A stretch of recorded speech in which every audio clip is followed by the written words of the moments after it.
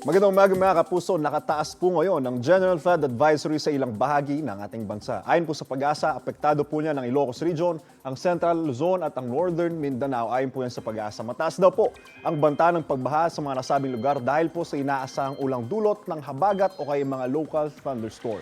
Tatagal po ang nasabing General Flood Advisory hanggang alas 6 ng hapon. Ingat po tayong lahat mga kapuso. Ako po si Anjo Pertiera. Know the weather before you go. Para mag-safe lagi, mga kapuso. Kapuso, para laging una ka sa mga balita, bisitahin at mag-subscribe sa GMA Integrated News sa YouTube. Sa mga kapuso abroad, samahan nyo kami sa GMA Pinoy TV at sa www.gmanews.tv.